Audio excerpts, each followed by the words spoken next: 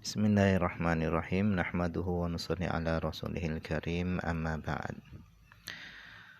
Insyaallah pada kesempatan ini kita akan membaca kitab Ihya Ulumuddin, yaitu tentang menjelaskan makna-makna batin yang ada di dalam solat, yang dengan makna-makna itu solat tadi menjadi hidup.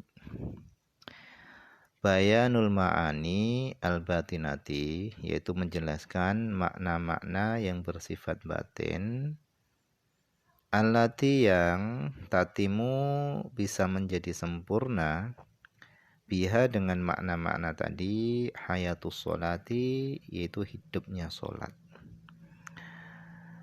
Kata beliau, i'lam, ketahuilah. I'lam, ketahuilah, anna hadhil ma'aniya, bahasanya makna-makna ini itu takfurul ibaratu anha, banyak ungkapannya anha daripada makna-makna tadi. Walakin akan tetapi yajma'uha, bisa mengumpulkan makna-makna yang banyak tadi, situ jumalin, 6 jumlah. Wahia, adapun 6 jumlah tadi, itu yang pertama adalah hudurul qalbi, yaitu hadirnya hati. Jadi ketika kita sholat, hati kita hendaknya hadir bersama Allah, kemudian hadir bersama gerakan yang kita sedang melakukannya, kemudian hadir bersama bacaan yang sedang kita baca. Itu yang dimaksud dengan hadirnya hati. Kemudian watafahumu, berusaha memahami makna-makna bacaan yang kita baca di dalam sholat, baik itu Al-Quran maupun zikir-zikirnya. Kemudian wata'zimu, mengagungkan Allah di dalam sholat, walhaibatu, merasakan kehebatan Allah di dalam sholat, warroja'u, berharap, walhaya'u, dan malu kepada Allah. Falnadhkur, maka hendaknya kita menyebutkan tafasilaha, yaitu rincian-rinciannya 6 makna tadi. Thumma asbabaha, kemudian kita sebutkan sebab-sebabnya. Thummal ilaj, kemudian cara menangani fiktisabiha, di dalam memperoleh 6 makna tadi.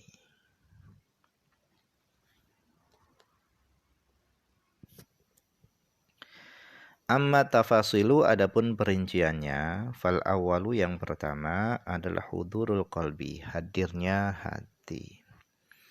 Wa na'ni, dan yang kami maksud bihi, dengan hadirnya hati, itu adalah ayyufarriqa qalbah, yaitu seorang mengosongkan hati, an ghairi ma, dari selain sesuatu, huwa, yang adapun seorang tadi itu mulabisun lahu, sedang sibuk, lahu, kepada ma, wa mutakallimun, dan sedang berbincang-bincang atau membaca, bihi, dengan ma.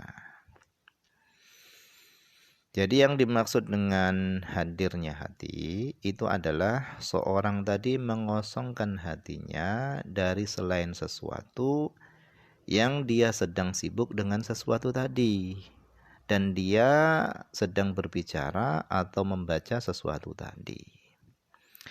Karena terkadang seorang yang sedang sholat, sedang ruku, sujud, qiyam, dan yang lainnya, dia ini berdiri, zatnya ini berdiri di hadapan Allah, zahirnya dia ini berdiri di hadapan Allah, tetapi hatinya, pikirannya itu tidak bersamanya di dalam sholat. Nah, orang yang semacam ini hatinya tadi itu enggak hadir.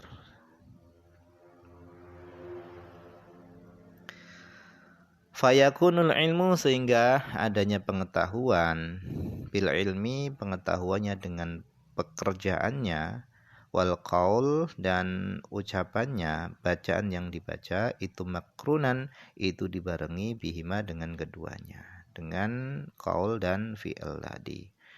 Wala yakunul fikru, dan tidak ada al fikru, pikirannya, itu jailan, yaitu muter-muter, keliling, fi ghairihima, pada selain keduanya, pada selain perbuatan dan bacaan di dalam sholat tadi. Hanya fokus pada perbuatan dan bacaannya yang ada di dalam sholat. Wa mahman sorofal fikru, dan kapan berpaling apa pikirannya, an ghairi ma huwa fih, dari selain sesuatu, huwa yang adapun dia itu sibuk fihi pada sesuatu tadi. Wa kana fi qalbihi, dan ada di dalam hatinya itu zikrun, mengingat, lima sesuatu, huwa yang adapun dia itu fihi pada ma. Walam yakun, dan tidak ada, fihi di dalam hatinya itu ghaflatun, kelalaian, an kulli syai'in, dari segala sesuatu. Faqad hasala hudurul qalbi, maka sungguh telah hasillah hadirnya hati. Jadi ketika pikirannya seorang tadi itu sudah fokus dengan apa yang dia kerjakan, apa yang dia baca, kemudian hatinya tadi itu mengingat sesuatu yang dia sibuk padanya, dan di dalam hatinya itu enggak ada kelalaian sedikit pun, maka itulah yang dimaksud dengan hadirnya hati. Jadi jasadnya, zahirnya, dia ini sholat, sementara hatinya juga ikut sholat. Jadi jasadnya sholat, kemudian zahirnya, batinnya atau hatinya itu juga ikut sholat. Itu yang dimaksud dengan hadirnya hati. Kemudian kata beliau, walakin natafahuma, akan tetapi berusaha memahami limaknal kalam, bagi makna ucapan, makna bacaan yang dibaca, itu amrun, itu adalah perkara yang lainnya, wara'a huduril qalbi, selain hadirnya hati. Jadi hadirnya hati itu adalah perkara yang lain, memahami makna bacaan di dalam sholat itu juga adalah perkara yang lain. Jadi hadirnya hati itu adalah perkara yang beda. Tafahum limaknal kalam itu juga makna yang beda, bukan satu makna.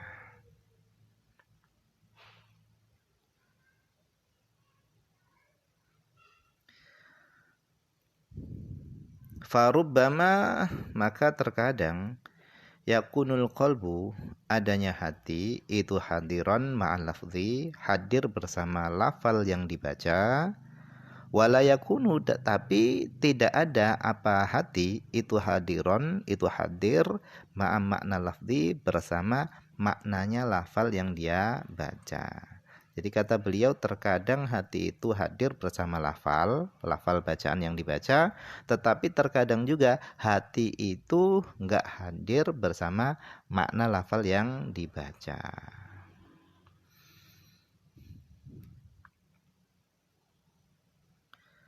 Fasti malul qalbi, adapun mencakupnya hati, alal ilmi, atas mengetahui, bimakna lafzi, dengan makna lafal yang dia baca, huwaladzi, itulah, aradna, yang kami kehendaki, bitafahum, dengan tafahum. Jadi mencakupnya hati atas mengetahui makna lafal yang dibaca, itulah yang kami kehendaki dengan tafahum.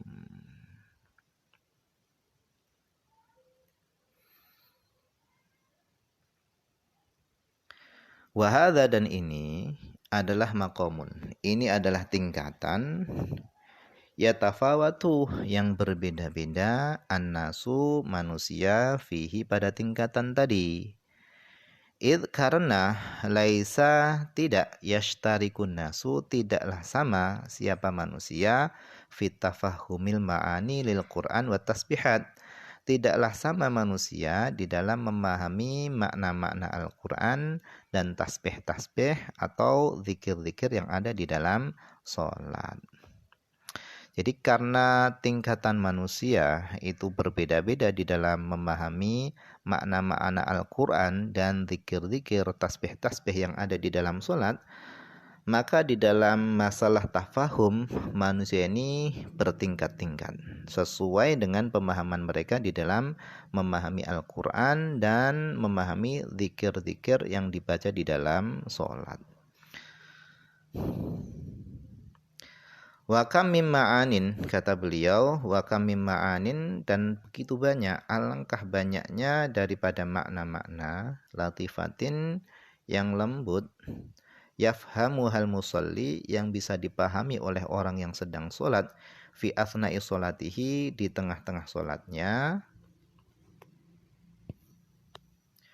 walam yakun qad khatara dan tidak ada qad khatara terlintas bi qalbihi di dalam hatinya dzalika makna-makna yang lembut tadi qablahu sebelum dia sholat.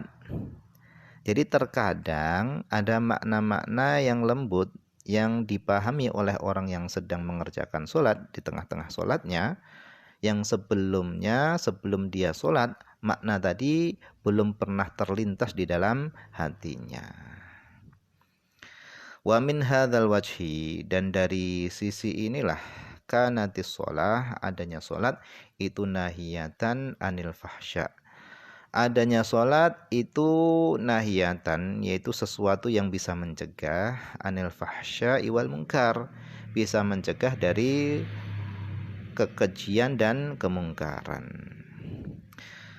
Fa innaha karena sesungguhnya sholat itu tufhimu itu bisa memberikan pemahaman umuran kepada beberapa perkara, tilkal umur yang ada pun perkara-perkara tadi itu tamna'u itu bisa mencegah anil fahsya daripada kekejian, la mahalata pasti. Nah, ketika sholat dikerjakan dengan cara semacam ini, sebagaimana yang telah disebutkan oleh Imam Ghazali tadi di atas, maka sholat tadi akan bisa memberikan pemahaman tentang perkara-perkara yang dengan perkara-perkara tersebutlah orang tadi bisa mencegah dirinya dari perbuatan keji dan mungkar. Jadi sholat tadi bisa mencegah orang tadi daripada mengerjakan kekejian dan kemungkaran. Nah, mungkin ini saja yang bisa dibaca pada kesempatan ini. Semoga ada manfaatnya.